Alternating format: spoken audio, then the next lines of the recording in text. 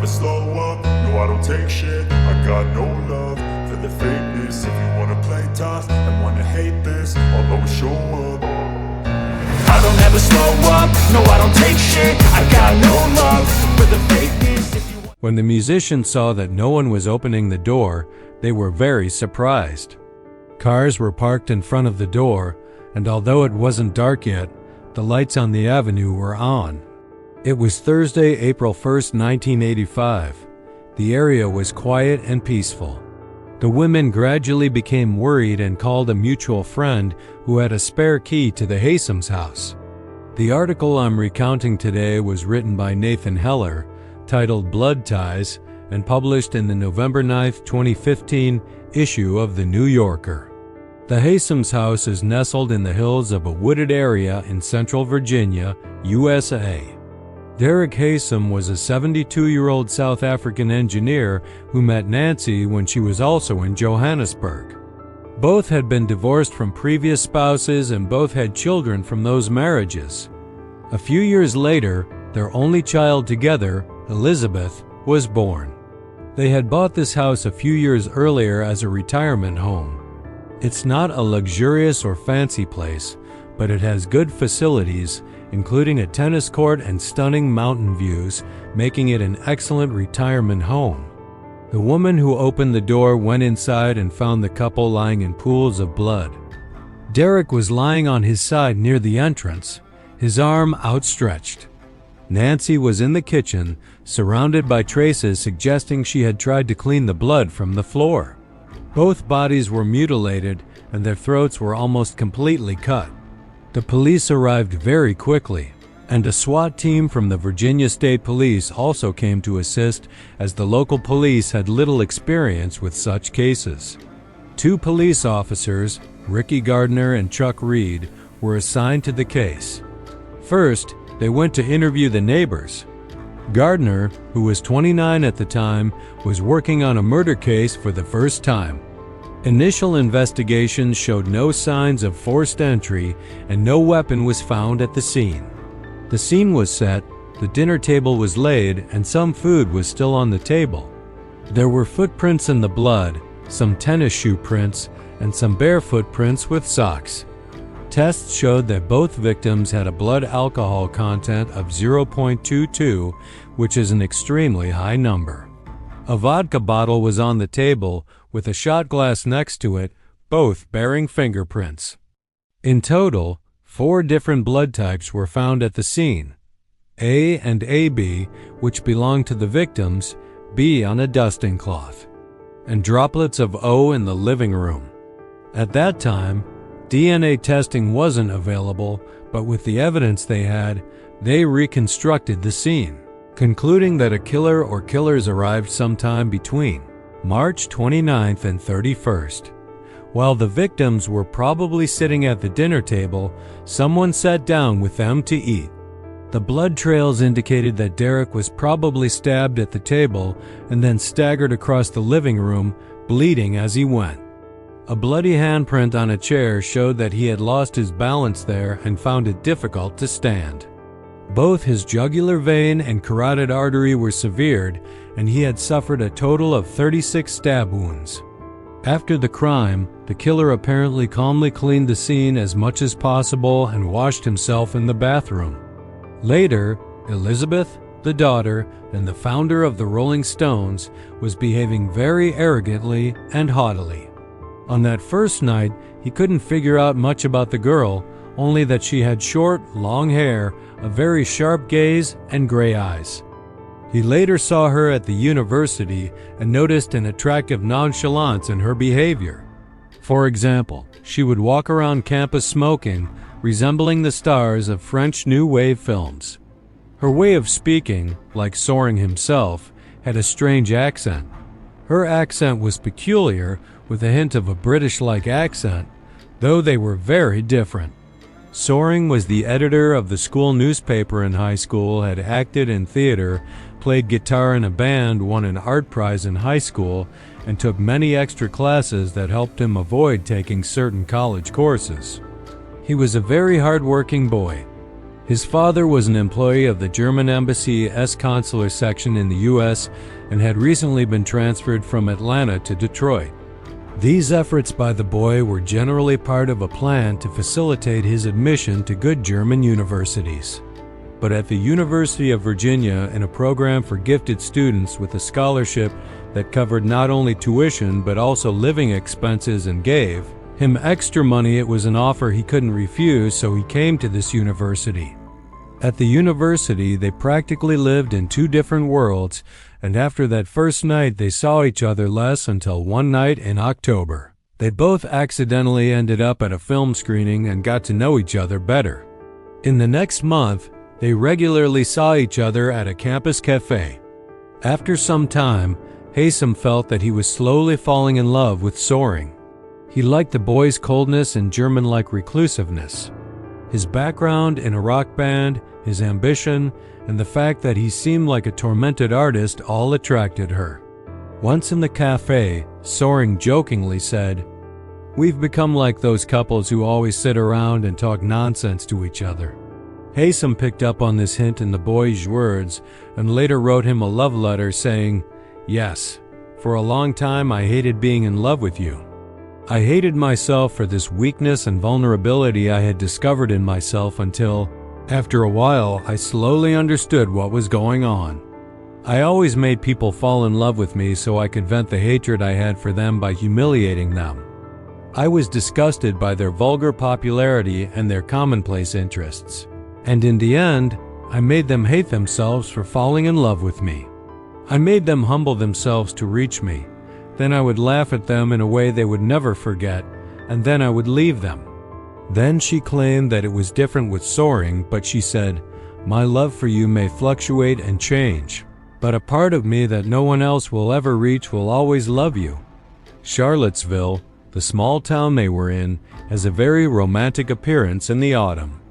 They spent most of this autumn together until the winter holidays arrived, and each went to their own families. The boy was very dear at home. He had never lived in Michigan before. Now that he was there, his father was usually not home, and his mother was an alcoholic with unstable and unpleasant behavior. The home situation was not pleasant. On the other hand, Haysom was also bored at her own home. Her father was the kind of person who was very sociable and outgoing outside the house, but when he came home, he was very reserved and quiet. On the other hand, she had a sick and disturbing relationship with her mother. During these holidays, the girl wrote several letters to Söring describing the unpleasant situation at their home. Generally, her letters were about her parents drinking excessively and talking nonsense, and she described such scenes. For example, she once wrote, "My mom was 3 days late for her hair appointment." Is there a way to hypnotize these parents, cast a spell on them, and push them towards death? It seems my focus on their death is becoming problematic. My dad almost drove into a ravine once, and another time he almost got crushed under a tree. He keeps falling down. My mom also fell into the fireplace while drunk. I think I should get into witchcraft. We can wait until we graduate and then abandon them, or we can get rid of them sooner. On the other hand, Söring wrote few letters to her and tried to guide the girl's mind with his more focused and sharp mind. He said that when he saw her parents, he would have the ultimate weapon. Strange things were happening to him, and he was becoming more and more Christ-like, a model of it anyway. He thought that when he saw them, he could either make them lose their senses completely and have a stroke, or make them feel an intense sense of philanthropy and love for all people in the world. When these holidays ended, they returned to university with a sense of vitality and freedom. Within the next few weeks, they went to the Haysom's house several times when the parents weren't home. One day, after Söring returned from university, he said, "I saw the girl sitting in bed, holding her knees. I went and looked at her hand, at her arm, and saw a needle mark above her forearm." He said, "Heroin. Yes, so-and-so's acquaintance had come and all that, and I'm very ashamed of this." However, the girl denies this story.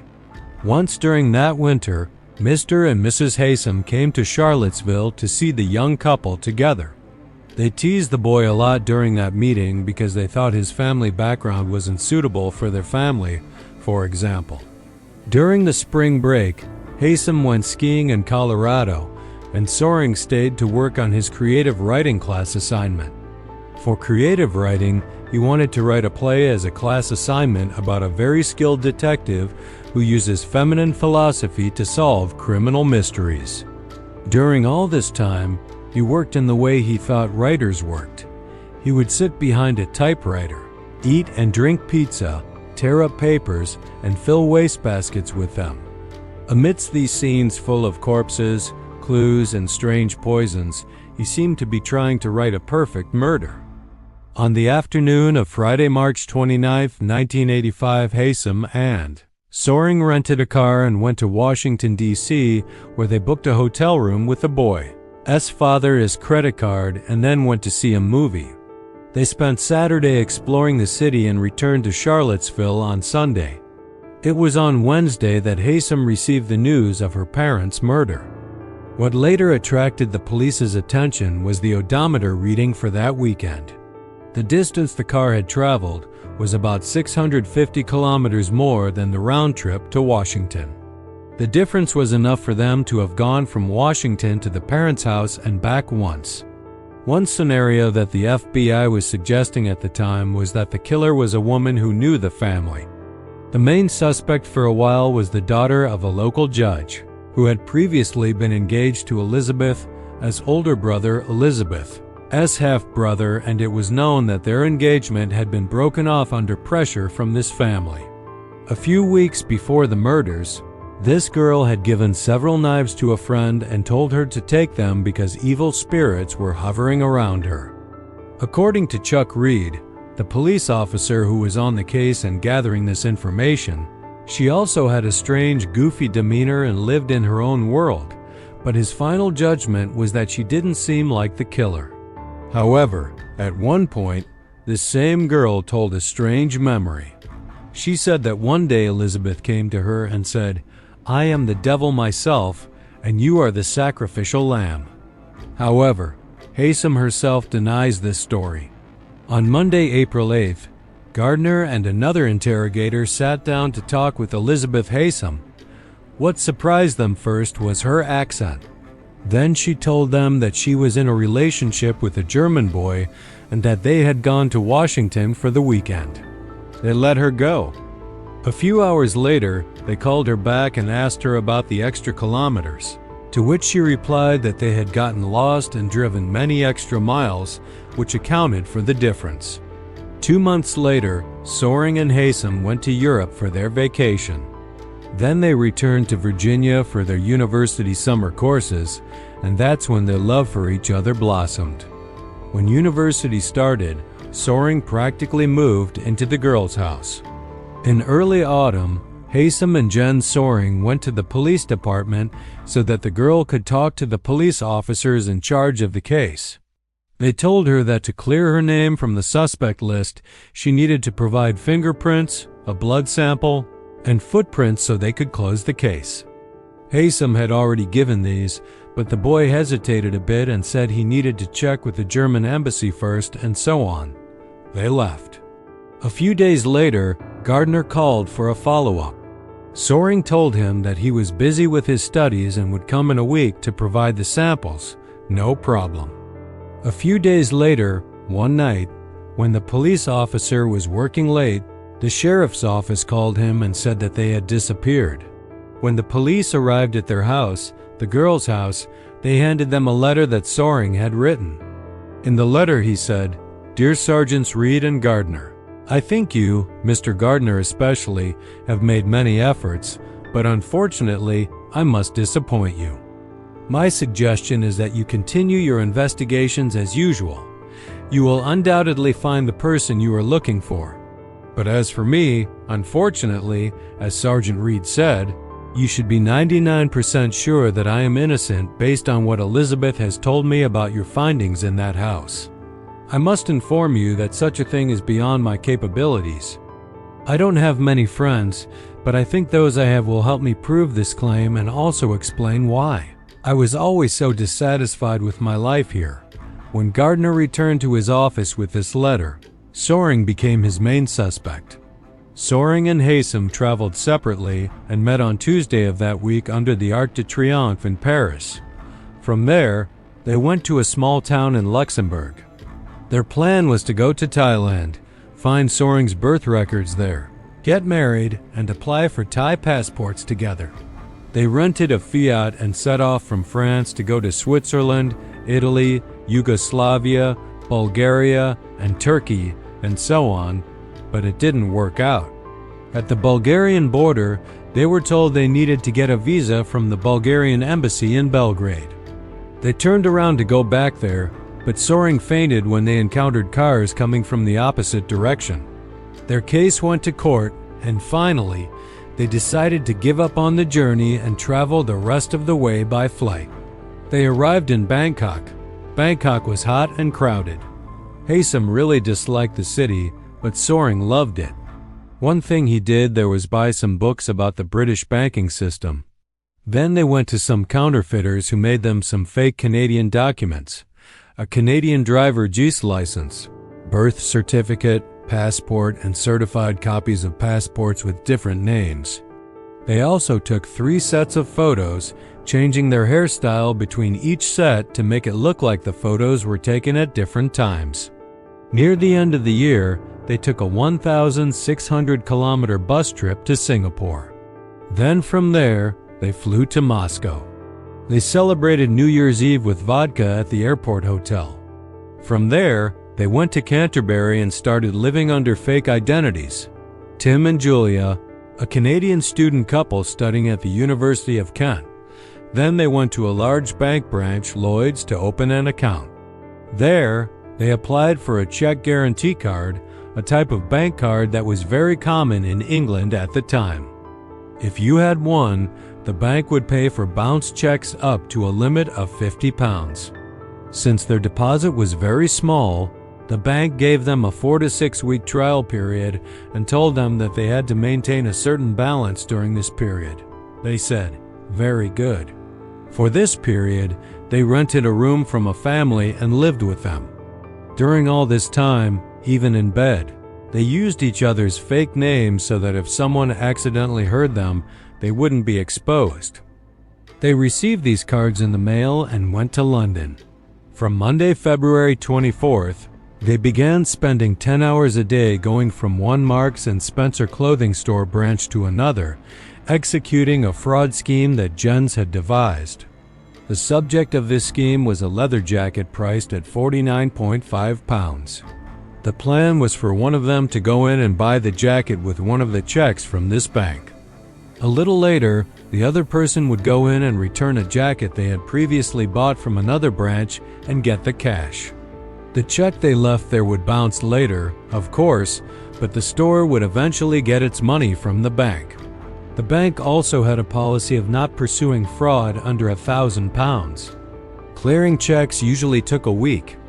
When they started, they had 120 blank checks, and by the time their first check bounced, they had cashed all the checks and pocketed £6,000. Now with this deposit, they could get more of these checks from another bank without waiting. This time, with 2 new identities, they went to another bank and opened similar accounts. Their new checks arrived after a few days. They would go into stores separately. This time, the girl suggested that they go together but be separate inside the store. The plan went well until April 30th. On April 30th, at the last store they went to, an employee became suspicious of their behavior, followed them out, and gave their information to an undercover police officer on the street, and they were arrested.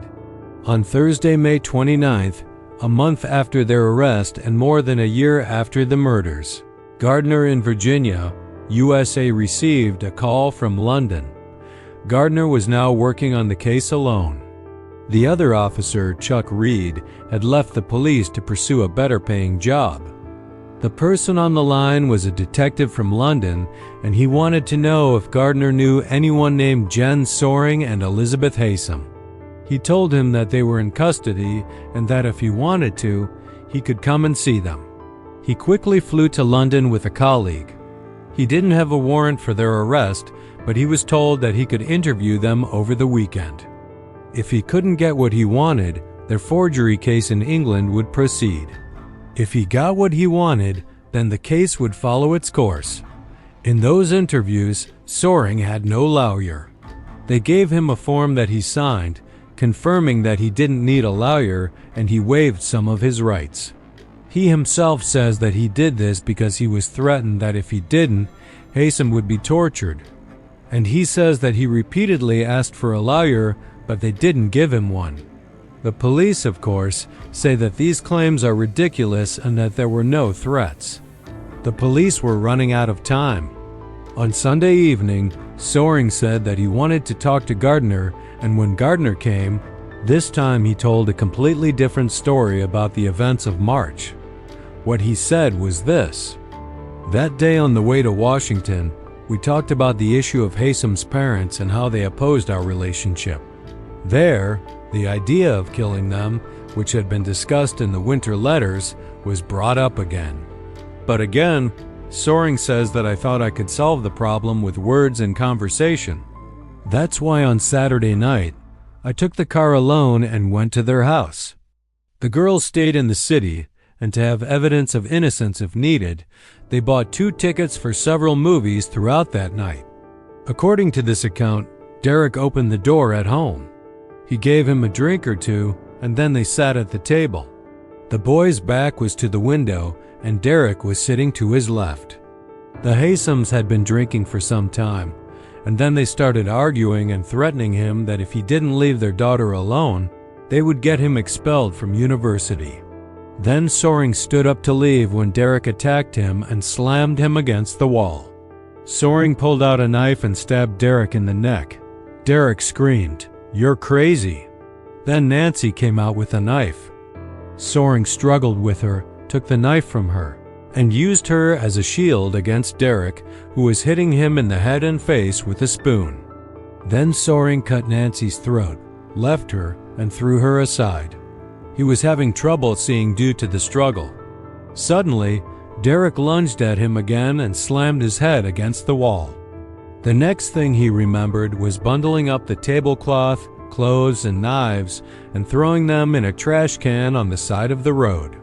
It was only then that he realized he had cut his hand. Then he walked barefoot back to the house to wipe off the fingerprints and blood. He wrapped a towel around Nancy's body to erase his footprints. He washed his hands, wrapped them in a towel, and then wrapped himself in a sheet. He turned off the lights and drove towards Elizabeth. He showed the police several wounds on his hand, which he said were from the struggle. On June 13th, while he was in custody in England, his case was opened in the U.S. on charges of murder. Both Söring and Haysom were taken for psychological evaluation. The diagnosis for Haysom was borderline personality disorder. She was practically on the verge of psychosis. Her personality was unstable, and she had impulse control problems. Söring was also diagnosed with shared delusional disorder, a psychological disorder whose most common and accessible example for us is the situation of Don Quixote and Sancho Panza. In October, Haysom wrote a letter to the boy saying that she wanted to confess. After a few months, he was extradited to the U.S., where he was interrogated for 3 days. The story he told almost matched what Söring had previously said, and consequently, he was convicted as an accessory to murder and sentenced to 90 years in prison.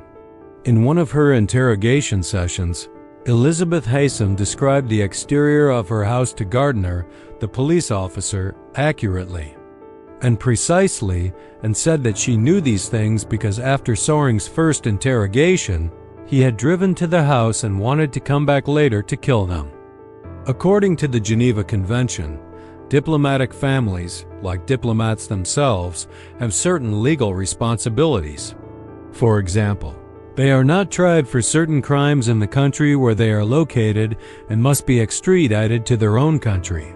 When Söring confessed, he thought he had such immunity, and they would send him to Germany, where he would eventually be sentenced to, say, 10 years in prison, which with parole and good behavior might eventually be reduced to 5 years. But shortly after he received Haysom's letter, he realized that this was not the case. In the U.S., this law only applies to embassy staff working in Washington.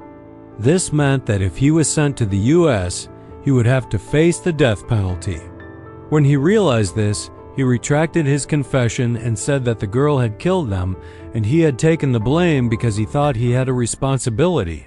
But his retraction was ineffective, and on May 20th, England informed Germany that it intended to initiate extradition proceedings to the U.S.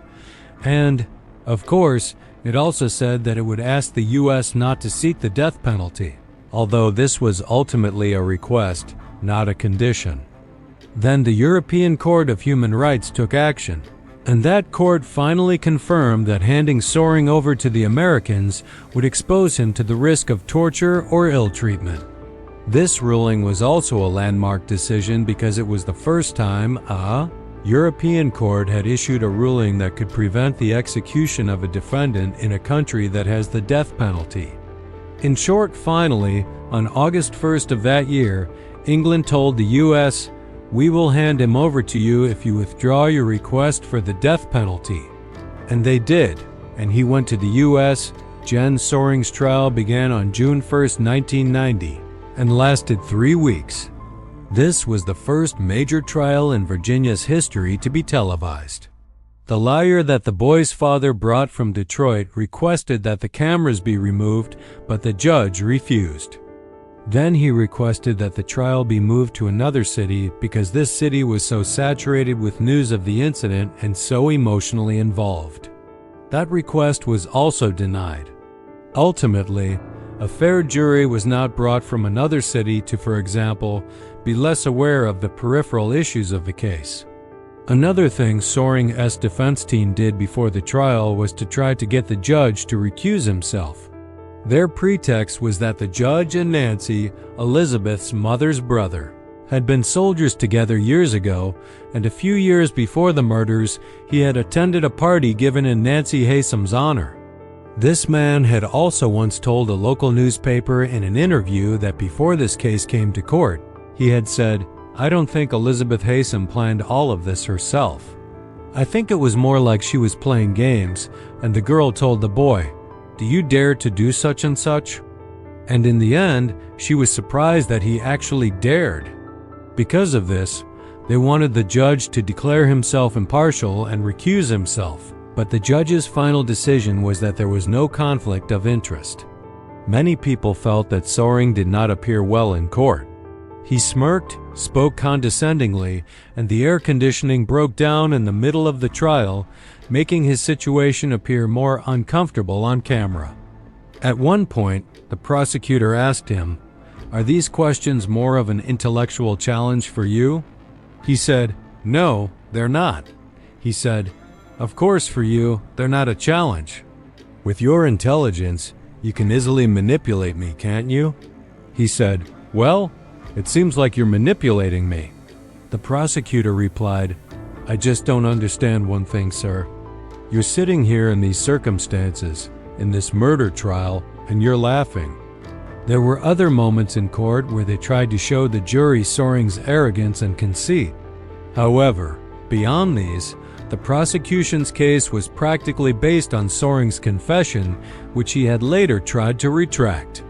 Of course, there was also the fact that blood of the boy's blood type was found at the scene besides the prominent evidence of 2 bloody sock prints that the initial police analysis had failed to identify or reach a conclusion on. A later expert re-examined them. He had enlarged the crime scene photos to the size of the boy's foot and in court had overlaid a transparent photo of Söring's footprint on the photo of the bloody footprint taken from the scene and said, "Look, these match, so this is him." When Haysom was brought to testify in court, the boy was in prison. In her interrogation 3 years earlier, she had said that she hadn't thought about killing them, but it seemed that Söring had. Now she said that her main concern was that the boy wouldn't go and kill them, thus contradicting her own words. She also contradicted herself elsewhere, where she said that she hadn't gone to see the movies that night she bought tickets. Here, she said she had gone to see them. Finally, on June 21st, the court found Söring guilty of the murders of Derek and Nancy Haysom. The jury handed down the highest possible sentence, life imprisonment for each murder. However, some aspects of this case remained unclear. For example, if Söring really killed them alone, then whose were the tennis shoe prints that were from feet smaller than the boys? Whose was the blood of blood type B, which was Elizabeth's blood type? Whose were the unidentified fingerprints, samples of which were also on Derek's drinking glass? Furthermore, some of the boys' statements were incorrect. For example, the position he described for Derek's body and the clothes he said Nancy was wearing were incorrect. Of course, these inconsistencies don't invalidate or prove his innocence. Memory is unreliable, and it's also possible that the boy deliberately made these mistakes to clear himself of the charges. However, it seems, as the police officer who was first involved in the case, Chuck Reed, later told the article's author, the entire case rested on that initial confession. That is, if he hadn't confessed, it seems highly unlikely that they would have been able to convict him. The author of this article tells a story about the first time he went to visit the boy in prison. He says, "As soon as I saw him appear in the doorway of the visiting room, he said, 'You came late, 10 years late.' Then he came and shook my hand firmly, as if we were in a company board meeting. Then he sat in front of me on the other side of the table. He doesn't resemble the image we saw of him in his youth very much. He is now a 49-year-old man, slender and well-groomed, with light gray hair and a trendy haircut that isn't very old. It has been popular recently. His clothing looks more like a university math professor as than a prisoner. He is wearing a light blue short-sleeved Oxford shirt and a gray sweatshirt. Besides his appearance, he also came to the meeting like a good professor, meaning he had brought notes, some documents, maps, diagrams, and all that with him. He spread them all out on the table and said, "Any reasonable and logical person would conclude that I should not have been convicted." Of course, this doesn't mean I'm innocent, but with the existing evidence and documents, I shouldn't have been convicted. Throughout all these years, this boy has maintained the daily routine of a professional athlete or a reclusive monk. Every morning he wakes up at 6 and goes for breakfast. Before 9, he goes to the gym, either lifting weights or walking. After that, he spends most of his time working on his own projects. The details of his daily schedule are explained in the 5th book he wrote in prison, a book titled A Day in the Life of 1792-12. In the book, besides reviewing his prison life, he also addresses other things. It's a book that has found its audience. The amount of research he has done, given the limitations he faces, is truly astonishing. He also keeps a carbon copy of all the letters he writes from prison for his personal archive. That's why he's used to pressing the BIC pen firmly on the paper when writing, and the author of the article, who met him, says that his way of speaking is also such that one feels he is pressing his pen. He turns to the author and says, "Recently, I was thinking that my trial was really ridiculous. It was a weak and incomplete case that was not properly challenged due to the incompetence or partiality of the lawyers I had." Of course, it must be said that later, from the same prison, Söring sued his lawyer for fraud, embezzlement, and incompetence, and he managed to get this lawyer's license suspended. Then he turns to the author and says, "If I had wanted to kill them, I would have acted like a fraudster, like in the check case, with a proper plan and execution. Whereas the Haysom slaughter was carried out very sloppily and risky, this is not my method." In one interrogation, the girl was asked if her mother had sexually abused her, to which she said no. But we know that Nancy had taken nude photos of her daughter, apparently as a painting model. These are the photos that Haysom later showed to Söring, and Söring claims that these photos and the harassment, which Elizabeth herself now confirms existed from her mother, could have been the motive for the murder. Söring has written his complete account of the events in a book titled Innocent, which is actually his autobiography written in English but translated into German and published in Germany in 2012. Another thing he says is that on that Saturday, when they were in Washington during lunch, Haysom confessed to him that she had used heroin again and said that she had owed money to her dealer, and instead of paying, she had agreed to take a package of drugs from Washington to their city, and if she couldn't do it, the dealer had said that he would tell her parents about her drug use. Then he says that the girl asked him to buy 2 sets of tickets for that night, for the time when she was supposed to get the drugs, so that she would have the necessary excuse if she needed to defend herself. And then he says that the girl returned later than she was supposed to, and he became worried and went to watch a movie alone. When Haysom returned home, I had ordered room service and was watching TV. I saw a dark red stain on her forearm. And then she told me that she had killed her parents and said that she had done it under the influence of drugs and asked me to help her and prove her innocence with those tickets. And he says, I later decided to take the blame myself to save her from the gallows. Another point is that on the same night that he was convicted, the court ruled against him. He pulled a bag over his head and tried to suffocate himself, but he panicked and tore the bag before he could harm himself. One of the people who protested against Söring's trial is a woman named Gail Marshall. She is a lawyer who was a deputy attorney general for the state of Virginia for many years and lives in the same area where the murders occurred. This woman has been working on this case for years and says that in the early stages of her investigation, when she read the interrogation transcripts and Söring's trial records, she realized that there were several significant and damaging errors in this trial, and these deficiencies seemed so great to her that cases could have been brought against the people involved in the case. They could have been tried. One significant flaw in the case is that Söring's Fifth Amendment rights were violated.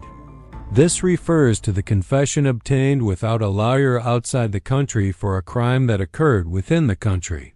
She places this person, Söring, in a strange position. She also talks about 2 hitchhikers who were arrested in that area a few days after the murders because she suspected them, as several stabbings had occurred in the area for a while.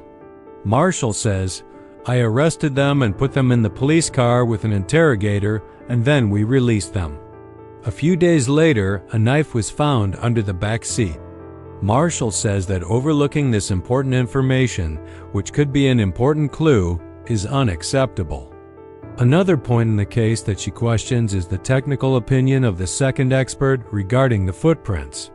She says, first of all, that sock prints, like fingerprints and gloves, cannot be perfectly matched, and a match doesn't prove much anyway.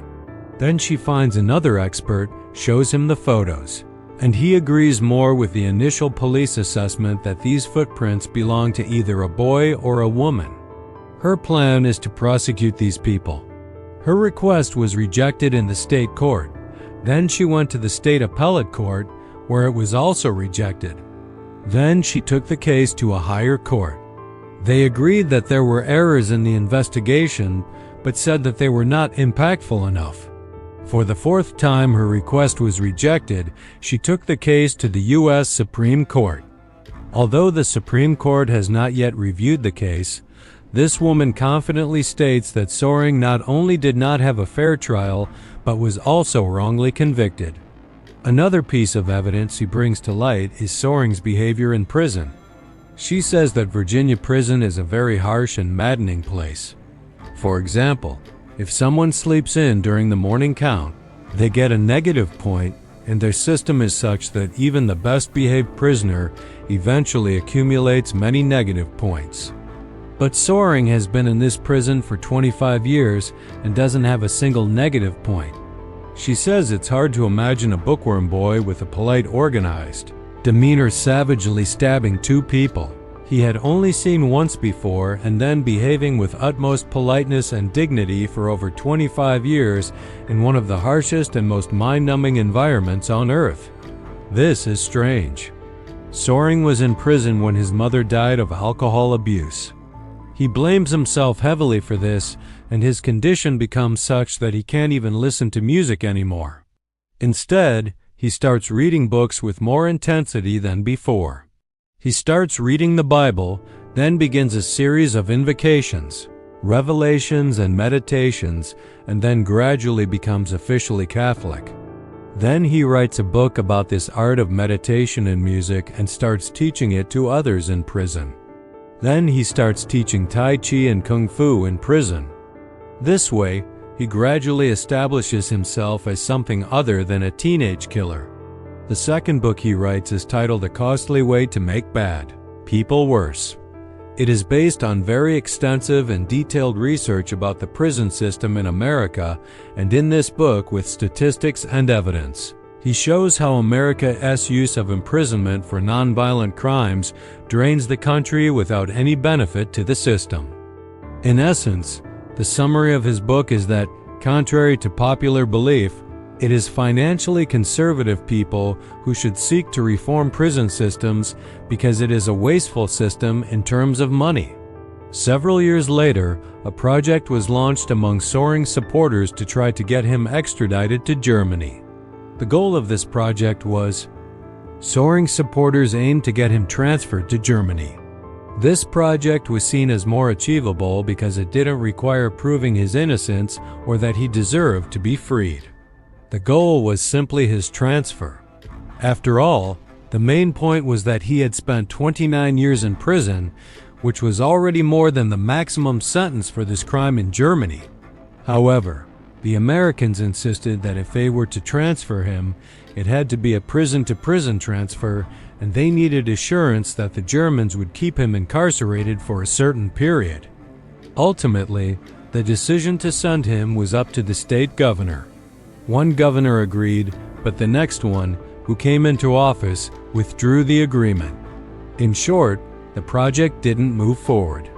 The young man completely lost his faith, and as he put it, after that, no matter what he did, his work and meditations no longer gave him the same feeling they once did.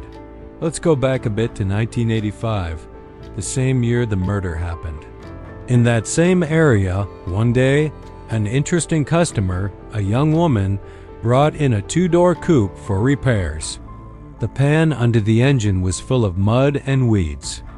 When the mechanic looked inside the car, he saw dried blood under the driver Georgie's feet and a knife tucked between the driver George's seat and the console. In that area, people often hunted deer. The mechanic attributed this to the car being used for spotlighting, a hunting method where bright light is used to stun animals, making them oblivious to danger, allowing hunters to get close and kill them more easily. The girl paid for the repairs with her credit card, but claimed the car belonged to the boy sitting in the passenger seat. The mechanic forgot this story until some time later when he read a local newspaper report about the Haysom murders and recognized the girl from her photo. He thought, "This is the same girl with that cursed car." But the boy's photo confused him. It wasn't the one he'd seen in the car that day. The article's author states, "I went to see this gentleman, who is also a Vietnam War veteran and has a very interesting personality. When he spoke, he placed his weapon on the table between himself and me, and every now and then he'd fidget with it. At one point he said, 'There is no way the guy whose photo is in the newspaper is the one I saw that day. That fellow had long hair in front, parted down the middle. I'm not mistaken.' But he added, 'I contacted the judge, the police, Söring's lawyers, everyone I could. No one paid attention to what I said. That's why I did my own work.' Before the author left the man's house, he said, he had a book for me, his memoirs from the Vietnam War. Then he said, 'You know, Vietnam was also something people wouldn't believe you about. So I went and sat down and wrote this book.' Then the author recalls, 'I looked at the book cover and saw the title was Women Impregnated Me. Last year, Söring had a peculiar encounter. Someone had gained access to an old diary and found letters from a man who knew Haysom from college. In his writings, he had spoken about the girl. At one point in his diary, he had complained that his car broke down and he had to leave it, though this entry was dated a few weeks before the murder. Nevertheless, the letter suggested a close relationship between him and the girl. In one letter, the man, who seems to have met Söring, spoke negatively of him, saying that the boy had a mix of childish and masculine behaviors, but his childishness was more prominent. In short, Söring was very sad and withdrawn after seeing these letters. When the subject came up during that meeting, the author describes how tears welled up in Söring's eyes. Söring said, "All this time, I thought that if circumstances had been different, perhaps, just perhaps, we could have been together. But these letters even took away the romantic relationship I imagined gave meaning to my life. Perhaps I was ultimately just a pawn, and she had relationships with other people alongside me." A private detective working on Söring's case was supposed to conduct some investigations and reveal his findings, even if they were detrimental to Söring. The result of his work was that he re-examined the footprints and concluded that it was impossible to say if they resembled the boy S or the girl S foot more closely. Another conclusion he reached was that there were many inconsistencies in the girl's statements during her defense. Ultimately, however, he did not find the necessary evidence to prove Söring's innocence. His final opinion was that if this boy was only an accessory to the crime, he was incredibly unlucky that the evidence was so strongly against him. But if he was the killer himself, he was incredibly lucky that the evidence against him was so scarce and weak. But let's hear from Haysom, the girl. After testifying against Söring in court, she underwent a complete transformation. She even quit smoking. She taught herself computer skills to the extent that she was later able to teach classes and train students. Some of her students improved so much that they eventually went on to work for Boeing. Then she learned to train service dogs. After that, she learned Braille and obtained a certificate that allowed her to convert books into Braille herself. She then earned a bachelor's degree remotely from Ohio University. She truly became a different person. Recently, she was given painting supplies and wants to paint on the prison walls. For a while, she also had a column in a local publication where she wrote about life in prison.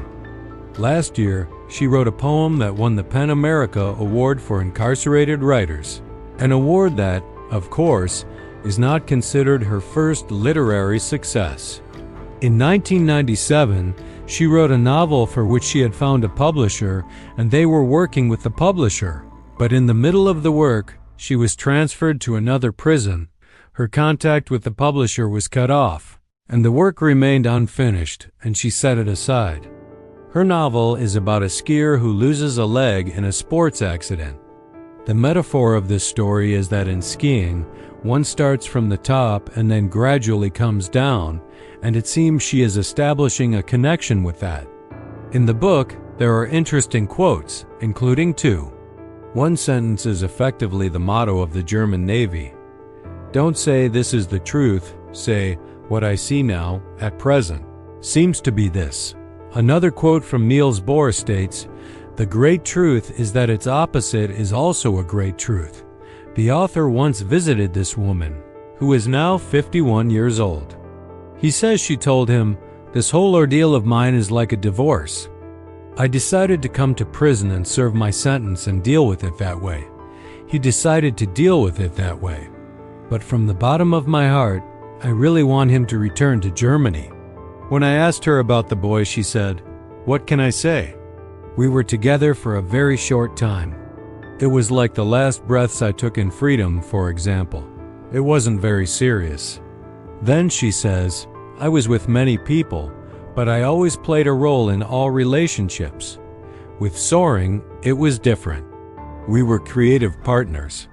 He opened a door for me that many people might say is better left closed."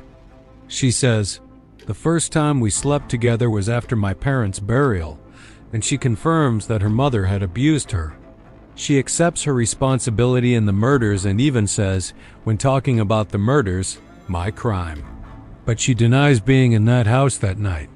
She also rejects all of Söring's claims about heroin. She says, "The only other drug I used in America was alcohol." And she says, "The happiest days of my life were when we were vagabonding through the streets of Europe, just like Söring."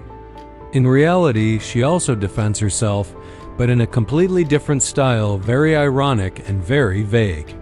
For example, she kept talking about how she was a bad driver and how she always drove rental cars into the ground, and the author says, "I didn't understand why she was saying these things, what they had to do with anything, until I finally realized she was saying I couldn't have driven to that house alone in the dark that night."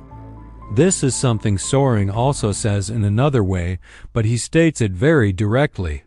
"I had only been there once or twice before, and I couldn't find my way alone in the dark." The unknowns in the case are numerous. One possible scenario is that they killed them together. No one saw either of these two people in Washington on Saturday night. In fact, we are not even sure that the time of the murder was Saturday night. Reports mention a time frame that essentially covers the entire weekend, and throughout that entire weekend, it's not consistently clear where they were and what they were doing. It's truly possible that the boy took the blame because he imagined he would go to prison for a few years and then be released, and they would live happily ever after. After he realized that wasn't going to happen, the girl separated from him, and both started blaming each other because they felt that telling the truth would get them into more trouble. The boy's story has a higher literary quality. It has elements of Dickens, elements of the Bible. It features a femme fatale, a seductive woman, and drugs. The girl's story is more fantastical because her mind worked that way. The story is effectively the narrative of two different storytellers whose imaginations sparked each other, and they created a grand project, not on paper, but in real life. Of course, there is no reason to believe that this scenario is the correct one, but the scenario the court accepted is also somewhat strange. That a boy would brutally murder two people for his university girlfriend whom he had just started dating. Or, on the other hand, what the boy says, that when he realized his girlfriend had massacred her parents, he not only maintained the relationship with her, but also went on a romantic trip together. None of these scenarios seem logical, but one of them, in any case, probably happened. The delicate thread common to all three stories is the belief that a young man fully embraces a terrifying romantic tale and strives to live it. Jen Söring sends them a greeting card every Christmas. Last year, Merkel also responded to him, and in February of last year, in her conversation with Obama, she also brought up the issue of his extradition. This brought the issue into the public sphere and gained him more supporters. Then the German Minister of Justice officially said that they wanted this boy to come to Germany. Then a letter signed by 120 members of the Bundestag went to the state government of Virginia, repeating this request. The former president of Germany also intervened. For Germans, the issue has both a human rights aspect and also serves as a pretext to highlight the superiority of their system compared to the costly American punitive system. They argue that the core of their justice system is that every criminal should have a second chance. He has been in prison for 30 years, which is more than half his life, for a crime that many people in Germany believe he did not commit. That is why their efforts continue, although the Virginia state system is currently resisting. A documentary was also made in Germany called The Promise, which will probably be shown in a few weeks, and it tells the story from Söring's perspective. The question of the author and director is, even if this person is guilty, how much punishment does society accept for this crime? At the end of the article, the author states that the last time he visited the boy in prison, he had started growing a beard and was in a bad mood. He had recently been transferred from another prison in the state, and it had become more crowded than before, and his conditions were not good at all. But this despair had yielded a new fruit. He recently published an article in which he proposed an innovative solution to combat ISIS terrorists. He says that he extracted this method from his studies of the Quran. The author says, "I received a letter from Haysom some time ago. The subject was that I was surprised by the descriptions the boy had made in his book about their European trip. There were some very dreamlike parts about their stay in his grandmother's villa in Switzerland, a villa by the lake on the slopes of the Alps. There were some very dreamlike parts about their stay in his grandmother's villa in Switzerland, a villa by the lake on the slopes of the Alps, so that when you stood on the balcony, you could see the clouds below your feet, and he wrote that we were making love on the balcony, while it was raining on the lake and so on. The woman wrote that the memories she has of this trip do not match what he wrote here very well. That house, as far as I remember, did not have a balcony. If it did, I would remember it because I would definitely have gone there to smoke and look at the stars and so on. I don't think there was a lake in its view either. Of course, our European trip was a very romantic trip in general, and it doesn't matter much now, perhaps, but it's strange that one person's reality is built upon another person's imagination."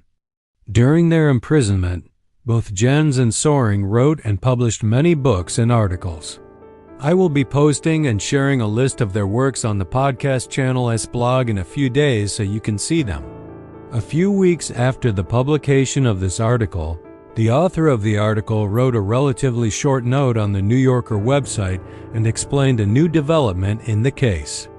First, he summarized the case and the article he had written. Then he said that recently, 18 Republican representatives from Virginia wrote a letter to the Democratic governor of the state, asking him to resist the pressures and not hand Söring over to the Germans.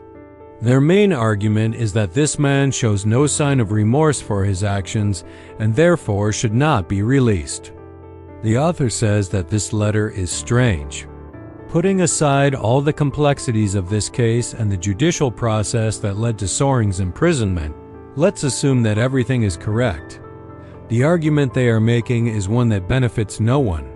That is, Söring's continued imprisonment cannot even be said to make the streets of Virginia safer, for example.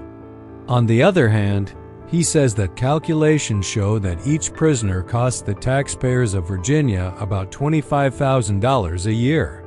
Haysom, on the other hand, has said that she wants him to return, so it cannot even be said that the reason is that she doesn't want to be alone, for example.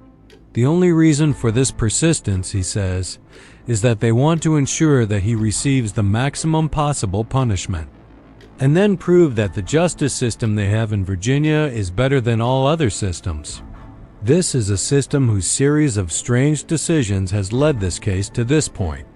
We heard about some of these decisions in this podcast, from the confession obtained without a liar and without a warrant in a foreign country to the fact that the case was handed over to a judge who had connections with this family and appears to have a conflict of interest and even made comments about the case before the trial. The case is generally full of exceptional actions and full of law-breaking, and the only physical evidence against Söring, as we said, is a few drops of blood type O found at the crime scene, and blood type O is the most common blood type among humans, meaning the evidence is weak. The kindest thing that can be said about the case is that it is by no means convincing. Now, of course, we have to see what the governor does. The governor is a Democrat and a supporter of the Clintons.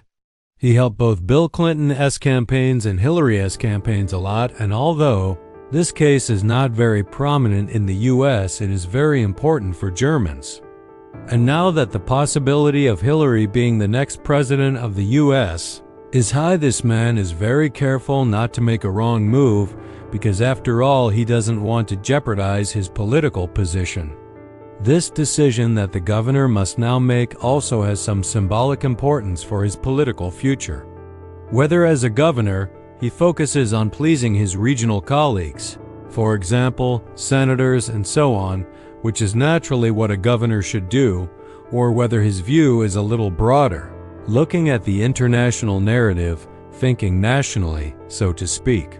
In these stories that have long seemed to be over, but are still ongoing and will continue to be heard.